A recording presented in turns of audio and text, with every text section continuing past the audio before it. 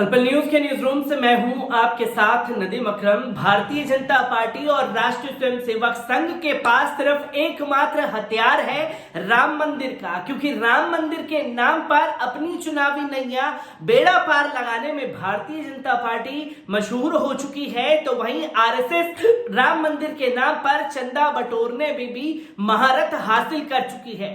बीते कई वर्षों से चला हुआ मसला यूं तो कोर्ट के जरिए सुलझ चुका है, कोर्ट के फैसले को लोगों ने मान लिया है, पर भारतीय जनता पार्टी और राष्ट्रीय स्वयंसेवक संघ अभी भी इसी मुद्दे को लेकर के देश को उलझाने की कोशिश कर रही है। और जितना इस पर अपनी राजनीति बटोरी जा सके और जितना राम मंदिर के नाम पर चंदा बटोरा जा सके, ये घोरक धंधा भारतीय जनता पार्टी और राष्ट्रीय स्वयंसेवक के जरिए देश भर में चल रहा है, जिसे लेकर के कुमारस्वामी ने, जो कि कर्नाटक के पूर्व मुख्यमंत्री रह चुके हैं, उन्होंने कई बड़े खुलासे किए हैं, जिसको लेकर के राष्ट्रीय स्वयंसेवक संघ और भारतीय जनता पार्टी की पोल जो है वो खुल करके सामने आ चुकी है और उनको कुमारस्वामी के बयान ने पूरी तरीके से आईना दिखाने का भी काम किया है।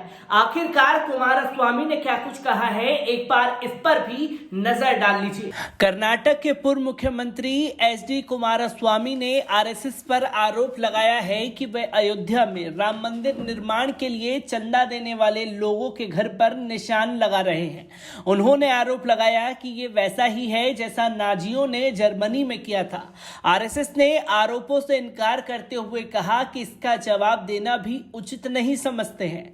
सिलसिलेवार ट्वीट करते हुए जेडीएस के नेता ने दावा किया कि जिस समय जर्मनी में नाजी पार्टी की स्थापना हुई थी, उसी समय भारत में आरएसएस का जन्म हुआ था। कुमारस्वामी ने ट्वीट किया, लगता है कि राम मंदिर का निर्माण करने के लिए चंदा जुटाने वाले लोग धन देने वाले और नहीं देने वाले लोगों के घरों पर अलग अलग निशान लगा रहे हैं। उन्होंने कहा कि ये उसी तरह है जैसा जर्मनी में नाजियों ने हिटलर के समय में किया था, जब लाखों लोगों को अपनी जिंदगी गंवानी पड़ी थी। उन्होंने पूछा कि ऐसी बातों से देश कहां जाएगा। इस तरह की चिंताएं हैं कि अगर आरएसएस नाजियों की तरह ही नीतियां लागू करेगा तो क्या होगा। देश में अब लोगों के मूलभूत अधिकार छीने जा रहे हैं। उन्होंने दावा किया कि देश में अघोषित आपातकाल है, क्योंकि लोग खुलकर अपने विचार व्यक्त नहीं कर सकते हैं। आने वाले दिनों में मीडिया की स्वतंत्रता पर आशंका जताते हुए जेडीएस के नेता ने कहा कि क्या होगा अगर मीडिया सरकार के विचारों को व्यक्त करेगा। पूर्व सीएम ने कहा, वर्तमान रुख से पता चलता है कि देश में कुछ भी हो सकता है। इस बारे में पूछे जाने पर आरएसएस के मीडिया प्रभारी ईएस प्रदीप ने कहा, कुमारस्वामी के बयान इस लायक नहीं है कि उनका जवाब दिया जा सके। उन्होंने कहा कि मेरी आपत्ति केवल मंदिर निर्माण के लिए धन संग्रह की पारदर्शिता नहीं है। मुझे लगता है कि राम के नाम पर धन की लूट हो रही है। चंदा जमा करने वाले लोग उन घरों की मार्किंग अलग अलग तरीके से कर रहे हैं जो दान नहीं दे सकते हैं। मैं किसी धर्मस्थल के निर्माण का विरोध नहीं कर रहा हूं, लेकिन जुटाए जा रहे चंदे के बारे में पारदर्शिता चाहता हूं। उन्होंने कहा, यह सरकार की जिम्मेदारी बनती है कि इस बात की पूरी जांच हो कि राम मंदिर के लिए कौन मंदिर निर्माण की राशि जमा कर रहा है। कर्नाटक के पूर्व मुख्यमंत्री ने कहा, मैं ना तो राम मंदिर के निर्माण के विरोध में हूं और ना ही किसी संगठन के। यहां तक कि मेरी पार्टी के सदस्यों ने भी राम मंदिर निर्माण के लिए अपनी स्वेच्छा से दान किया है, लेकिन मैं जानता हूं कि चंदा इकट्ठा करने वाले लोगों को किसने अधिकृत किया है, उनकी पृष्ठभूमि क्या है, किसने उन्हें लाइसेंस दिया है।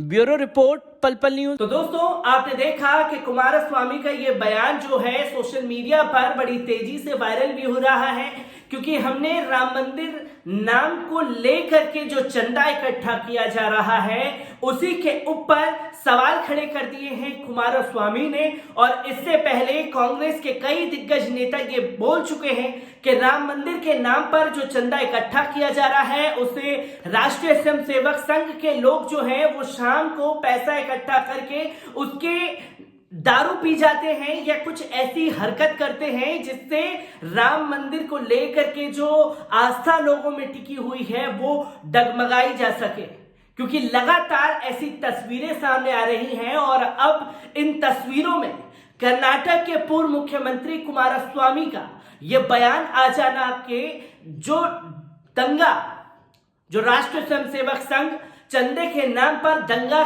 कराने का खेल खेल रही है, उसे समझने की भी जरूरत है। क्योंकि जो लोग चंदा दे रहे हैं उनके घरों पर भी टिक मार्क किया जा रहा है, और जो लोग चंदा नहीं दे रहे हैं उनके घरों पर भी एक अलग तरीके का निशान राष्ट्रीय स्वयंसेवक संघ से जुड़े हुए तमाम लोग लगाते हुए नजर आ रहे हैं, जिससे ये पहचान की जा सके कि ये घर उन लोगों का है जिन्होंने राम मंदिर के लिए चंदा दिया था, या इससे ये पहचान कराई जा सके कि इन लोगों ने राम मंदिर के लिए चंदे में कोई योगदान नहीं दिया था, और जब दंगे की नौबत आएगी तो उन घरों की पहचान कराई जा सके।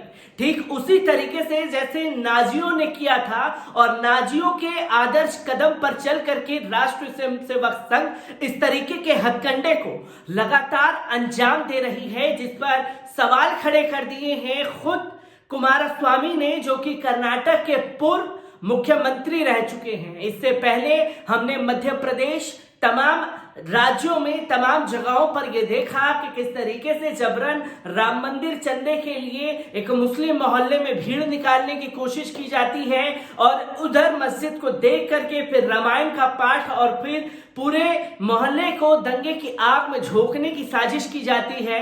और यही दिल्ली में भी हमने कई तस्वीरें ऐसी देखी जिसमें राम मंदिर के चंदे को लेकर के एक मस्जिद के मौलाना को धमकाते हुए कुछ तथाकथित राष्ट्रीय स्वयंसेवक संघ के गुंडे नजर आए। और इसी के साथ साथ हमने वो तस्वीरें भी देखी हैं कि आपस में ही सरफुड़व्वल होता हुआ नजर आया है राम मंदिर के चंदे को लेकर के। तो कुमारस्वामी ने भी इस पर अपना बड़ा बयान दे करके यकीनन राष्ट्रीय स्वयंसेवक संघ की नींव तो हिलाई है, जिसे पचा पाना राष्ट्रीय स्वयंसेवक संघ के लिए मुश्किल होता जा रहा है। पर देखने वाली बात ये रहेगी कि आखिरकार और कितने लोग इनके इस नाकाम साजिशों को लेकर के खुल करके बोलते हुए नजर आते हैं।